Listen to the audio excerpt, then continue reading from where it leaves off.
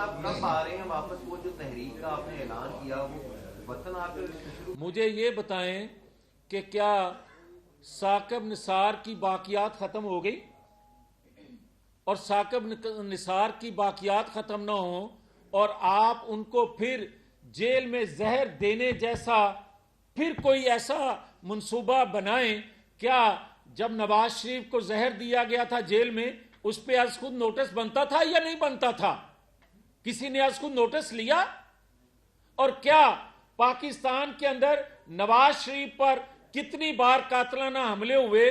کسی عدالت نے یہ کہا کہ نواز شریف کو سیکورٹی فراہم کی جائے؟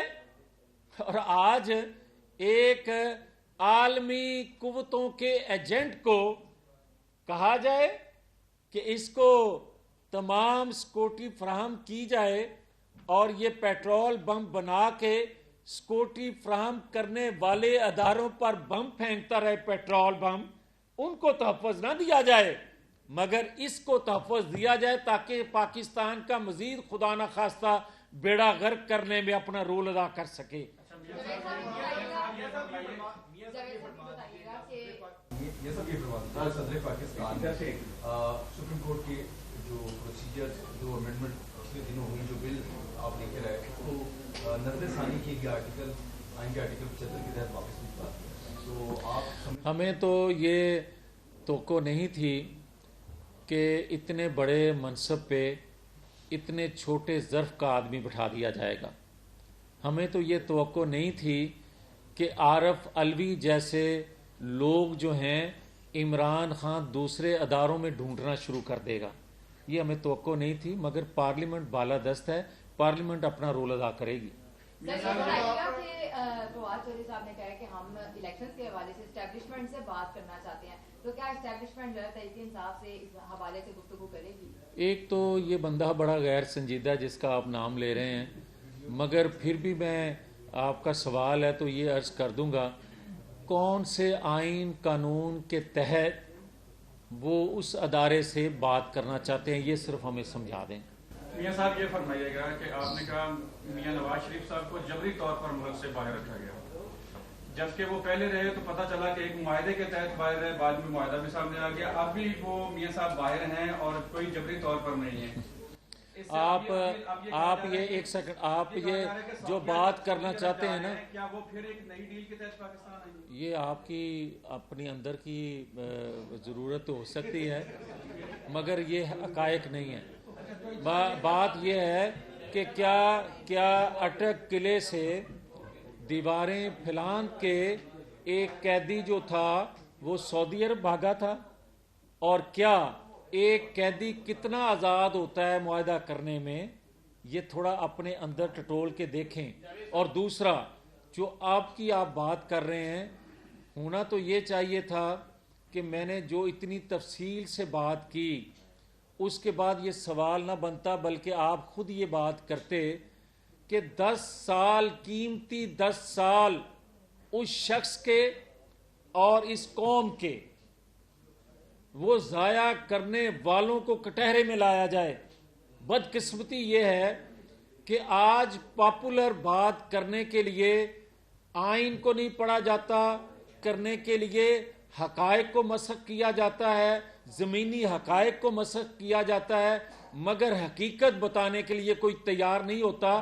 جو اب نواز شریف جیل میں تھے، نیب کی کسٹڈی میں تھے، جہاں زہر دیا گیا اس کو وہاں سے نکال کے کون لایا؟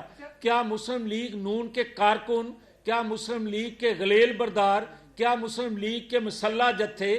کیا مسلم لیگ کے پیٹرول بم سے مسلح لوگ جو تھے وہ 2 دفعہ اٹک سے یا نیب کی کسٹڈی سے نکال کے پاکستان سے باہر نواز شریف کو لے کے گئے؟ نہیں لے کے گئے، مگر جو لوگ لے کر گئے اور جنہوں نے بے گناہ ہوتے ہوئے نواز شریف کو گرفتار کیا ان سے کوئی سوال کرنے کے لیے تیار نہیں ہے۔ کیوں نہیں سوال کرتے ان سے کہ کیوں آپ لوگوں نے پکڑا اور کیوں نکالا؟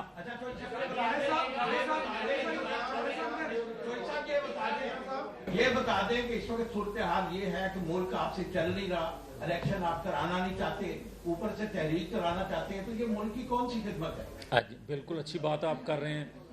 آپ مجھے یہ بتائیں کہ اس وقت آپ کو یہ خدمت کیوں نہ یاد آئی 2017 में जब एक फलते फूलते तरक्की करते पाकिस्तान को, जब 35 रुपए किलो आटा था, जब 65 रुपए लीटर पेट्रोल था, जब 105 रुपए का आपका डॉलर था, जब उस वक्त बिजली के गैस के रेट भी कम थे, उस वक्त आपको ये सवाल करना क्यों ना याद आया कि जब पाकिस्तान के अंदर दहशत गर्दी का खात्मा हो चुका था, आपको उस वक्त ये सवाल करना क्यों ना याद आया जब 2014 में सी पैक जैसा तोहफा चाइना आपको देने आ रहा था और आपने धरना दिया हुआ था। ये सवाल आपको उस वक्त साकिब निसार से करना चाहिए था कि मेरा चलता फलता फूलता तरक्की करता पाकिस्तान तुम क्यों डुबो रहे हो।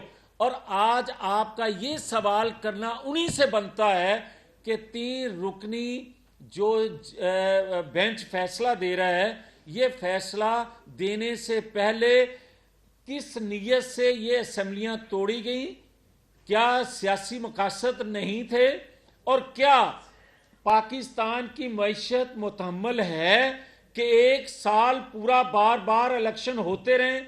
आपको ये सवाल करना चाहिए उनसे कि अक्टूबर क्या दूर है, क्या सबके इल्म में नहीं था कि 5 साल अक्टूबर में इलेक्शन होने के लिए पूरे होने जा रहे हैं, तो 2 महीने इंतजार कर लिया जाए। क्या आपको पता नहीं है या आपको यह सवाल नहीं करना चाहिए कि पाकिस्तान के अंदर जो हैजानी कैफियत पैदा की जा रही है, इसका फायदा किन कुव्वतों को दिया जा रहा है? यह सवाल आपको करना चाहिए।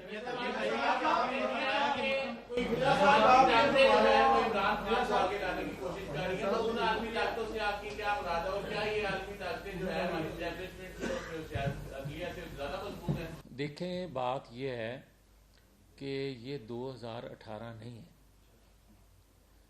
जब RTS बंद हो जाए, जब जनरल बाजवा भी हों, जब जनरल फैज़ भी हों, और जनरल जो एक अदारे का बना हुआ था उसका नाम है साकिब निसार, उसका फैज़ आम भी चल रहा हो और कोई पूछने वाला ना हो, ये 2023 है।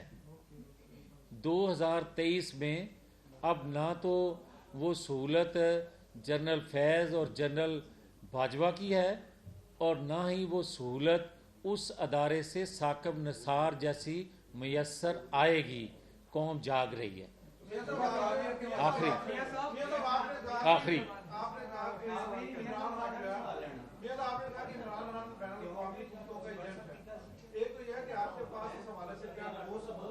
हुकूमत होते हुए सबूत भी हैं, जो दलाइल मैंने उसके गैर मुल्की एजेंट होने के दिए, वो भी काफ़ी हैं आपके लिए। बहुत शुक्रिया।